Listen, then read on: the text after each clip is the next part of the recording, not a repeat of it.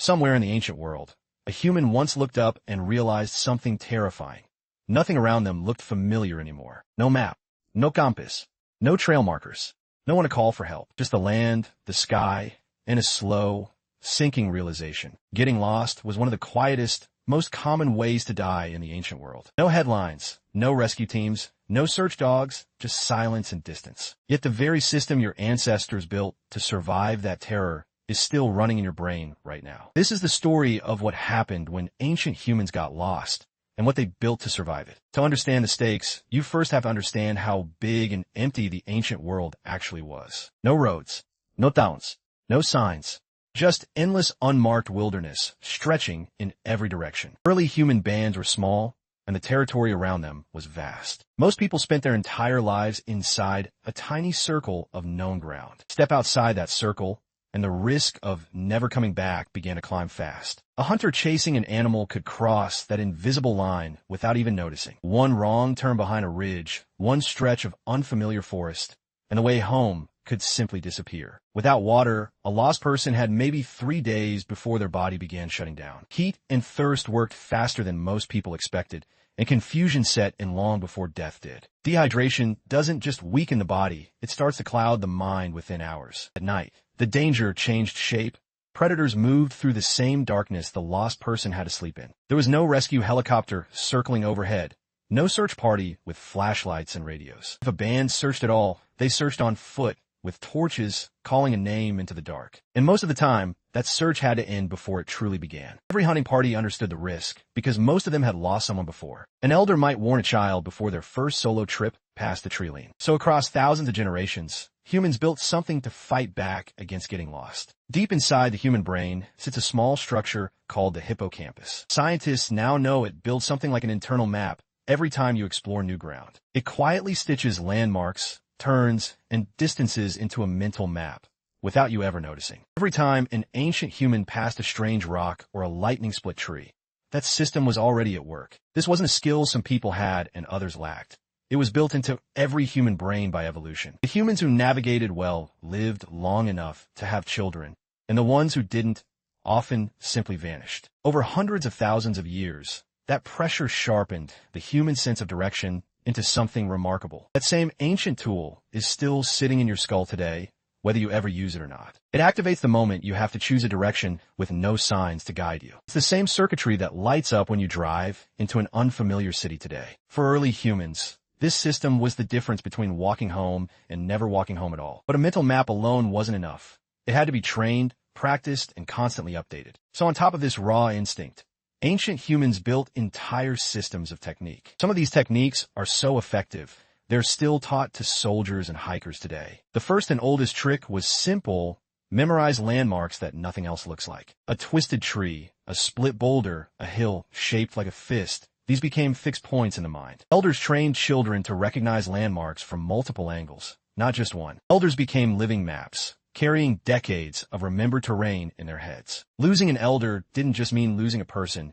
it could mean losing an entire mental map of the land. Stories and songs became a clever trick for storing that map in a form nobody could forget. A journey told as a story, landmark by landmark, was far easier to remember than a journey told as a list. By day, the sun itself became a compass. Its path across the sky was tracked and memorized. Sunrise always meant one direction. Sunset always meant the opposite, a rule that never failed. Even a shadow's length and direction could tell a trained eye roughly what time it was, and which way was home. By night, the stars took over, fixed points wheeling slowly overhead in patterns that repeated every year. Certain stars barely seemed to move at all, and those became the most trusted markers of the night. Rivers offered one of the most reliable rules in the ancient world: follow the water downhill, and eventually it leads somewhere. Rivers meant water, and water meant camps, so a lost person's first instinct was often to find one. Animal trails were another shortcut worth trusting, since animals almost always knew the fastest way to water. Ancient travelers began stacking stones into small piles to mark a path they intended to use again. Others cut simple notches into tree bark,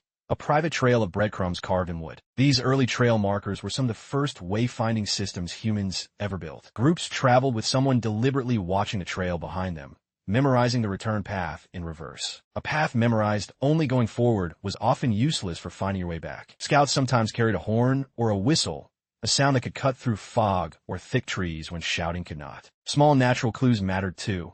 Moss growing thicker on one side of a tree, or wind-bent grass leaning the same direction. A steady prevailing wind, once learned, became another quiet compass built from feel alone. Children practiced navigation the same way they practiced hunting, with small, supervised trips near camp before anything longer. An elder might send a child to a nearby ridge and back, just to build the habit of paying attention. Smoke became a long-distance signal, visible for miles across open plains. A distant column of smoke could mean the difference between wandering for another night and walking home by dark. At night, that same fire burned taller and brighter, a beacon for anyone still out there trying to get back. Sun, stars, rivers, cairns, smoke, and memory. Together they formed an entire ancient navigation system. None of it was foolproof, and the harder the terrain, the faster all of it could fail. But some landscapes broke almost every rule humans had built all at once. And nowhere broke those rules faster than the deep forest. Beneath a thick canopy, the sun disappeared entirely, and with it, the simplest compass humans had. Every direction in a dense forest could start to look identical within minutes. Forests were, and still are, one of the hardest environments on Earth to stay found in. Snow and ice created a different problem.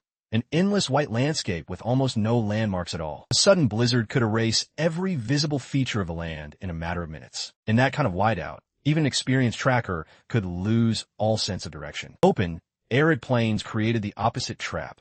Heat that bent the horizon into a wavering, deceptive blur. Distances became almost impossible to judge, and mirages could make water seem to appear where none existed. Mountain passes brought their own danger, sudden fog that could roll in and swallow every landmark hole. A single wrong step in that fog could mean walking straight off a ledge no one saw coming. Fog was uniquely dangerous because it could erase every trusted landmark in seconds, not hours. A cloudy, moonless night could strip away both the stars and the sun's memory in one stroke. A river remembered from a dry season might not be the same river found months later. Wildfires could reshape entire hunting grounds overnight, wiping out every familiar tree and trail. A landscape a person had known their whole life could become unrecognizable within a single season. Even without disaster, terrain simply changed with time, and memory alone eventually stopped being enough. So what actually happened, physically and mentally, when all of this failed and someone got lost? The first sign was always the same. A landmark that should have been there simply wasn't. The stomach drops first, then the mind starts racing through every step just taken. Panic often pushed people to move faster, when moving faster was usually the worst possible decision. Without a fixed reference point, the human body has a strange tendency to walk in circles without realizing it. Because one leg is almost always slightly stronger than the other, every stride quietly curves off course. A person could walk for hours only to discover their own footprints crossing back over themselves. Exhaustion crept in faster than expected, and with it came confusion, poor judgment, and mistakes. Thirst sharpened everything, turning small decisions into life-or-death ones within a single day. Severe dehydration and exhaustion could even trigger hallucinations, shapes and sounds that weren't really there. Survivors who made it back usually did one thing differently. They stopped moving and thought instead of panicking. Climbing to high ground to scan the horizon for smoke or a familiar shape was often the smartest first move. Staying near the last known point sometimes worked better than wandering further into the unknown. Meanwhile, back at camp, a search was already forming. Torches lit, names called into the growing dark. Search parties called out names and listened carefully in the silence between shouts. A horn or drumbeat could carry sound across distances a human voice never could. A tall signal fire lit at camp gave a lost traveler something to walk toward once darkness fell. For some, that glowing point of light on the horizon was the difference between survival and disappearing forever. For others, the search simply ran out of daylight, then out of hope. Many of the ancient lost were never found at all, absorbed quietly into the land that took them. No grave, no marker, no story passed down, just an empty place at the fire where someone used to sit. Their band mourned, then adjusted, because there was no other choice but to keep living. Every disappearance like this made the surviving band even stricter about teaching the next generation to navigate well. We actually know a great deal about this because of what archaeologists have found left behind. Deep inside ancient cave systems, archaeologists have found single sets of footprints, wandering, doubling back, clearly lost. In some caves, human remains have been discovered far from any entrance, in total darkness, with no sign of why they went that deep. The likely explanation is haunting but simple. A person entered chasing light, minerals, or shelter and never found their way back out. Elsewhere, isolated remains have turned up far outside any known settlement's territory, days of travel from the nearest camp. The distance alone suggests someone who wandered well past the edge of everything familiar. Scorch marks and scattered flint chips at some of these sites hint at desperate, repeated attempts to start a fire. It's some of the clearest evidence we have of someone trying and ultimately failing to survive being lost. Modern researchers studying these sites describe a grim, recurring pattern across continents and thousands of years. It's a reminder that this fear wasn't rare or exotic. It was an ordinary, recurring part of ancient human life. Modern humans weren't the only ones facing this problem. Neanderthals navigated their own territories for tens of thousands of years. Archaeologists have found the same Neanderthal shelters reused generation after generation, proof of a memorized, trusted route. That kind of repeated return only happens when a route has been passed down and trusted for a very long time. But the ultimate test of ancient navigation wasn't a hunting trip.